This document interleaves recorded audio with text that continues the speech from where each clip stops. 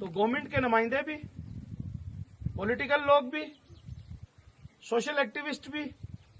Media personalities भी जब यहां मौतें होती हैं तब जरूर आते हैं 1 हफ्ता 10 दिन तक, लेकिन उसके बाद कभी कोई ये दर्द इस बॉर्डर के लोगों का महसूस नहीं करता है कि बॉर्डर के ऊपर रहने वाले लोग, इनका बाल बच्चा भी है, इनके माल मवेशी भी हैं, इनकी वो बाकी जरूरतें भी हैं। जैसे कि आज हमने संदोट का दौरा किया तो बड़े दुख के साथ कहना पड़ रहा है कि संदोट जैसी जगह को हमेशा दुश्मन ने तो टारगेट किया ही किया, लेकिन जो हमारी लोकल एडमिनिस्ट्रेशन है, जब भी बंकर्स की बात आई तो संदोट के लोगों के बंकर्स उठाकर उन लोगों को दिए गए जो घर से भी मजबूत थे और जिनको बंकर की जरूरत भी नहीं थी। लेकिन मुझे समझ में नहीं आती है, 3-4 साल से हम इस आवाज को बुलंद करते हैं, हमेशा बसूनी और संदोट के लोगों के साथ ये सौतेला व्यवहार हुआ है और आज दुख के साथ ये कहना पड़ रहा है कि वो बंकर जो यहां से शिफ्ट हुए थे, आज तक बंकर जो है वो बाकी वहां नहीं बने हैं। लेकिन बंकर्स के साथ साथ में अगर जो आज इस दौरे में पता चला है, जल जीवन मिशन की स्कीम से भी इस संदोट को लेफ्ट आउट रखा गया है। आज पूरे संदोट के अंदर में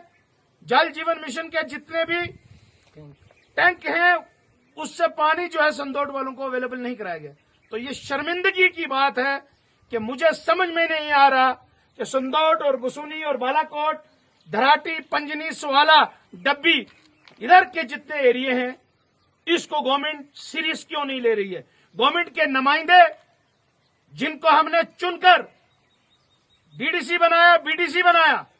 पंचेस, सरपंचेस को, उन्होंने ये लोगों की आवाज गवर्नमेंट तक क्यों नहीं पहुंचाई।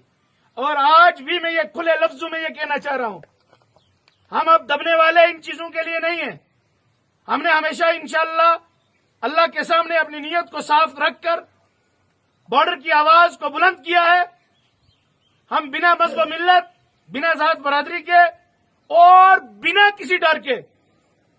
बॉर्डर के सब लोगों की आवाज को गवर्नमेंट तक पहुंचाएंगे। और अगर गवर्नमेंट ने हमारी बात सुनी तो ठीक, नहीं तो हम इन सब की परेशानियों को लेकर हाई कोर्ट का दरवाजा भी खटखटाएंगे बंकर्स वाले मामले में। इसलिए मैं गवर्नमेंट के नुमाइंदों से, एजेंसी से ये रिक्वेस्ट करूंगा कि ये सिक्योरिटी पॉइंट ऑफ व्यू से भी बंकर्स का मामला बड़ा जरूरी है। ये बॉर्डर के ऊपर एरिया है, लोगों की सिक्योरिटी, फौज की सिक्योरिटी, हम सब की सिक्योरिटी के साथ साथ में जानी माली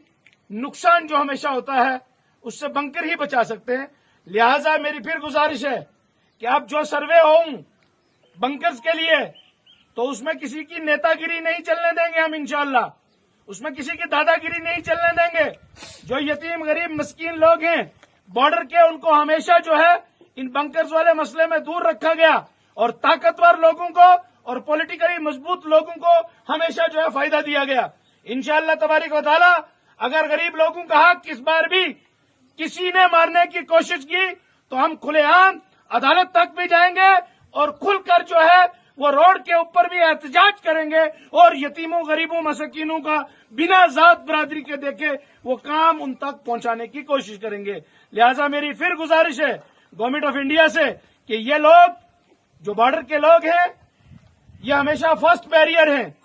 ये हिंदुस्तानी हैं, इन्होंने हिंदुस्तान की हिफाजत की है, इन्होंने हिंदुस्तान का झंडा उठा के रखा है और इन लोगों की मदद की जाए और इन लोगों की जितनी परेशानियां हैं, चाहे वो पानी का मसला है, चाहे बंकर्स का मसला है, चाहे जितनी भी दिक्कतें हैं, उनको पूरी कोशिश करे गवर्नमेंट के दूर करे। और हम भी शाना बशाना,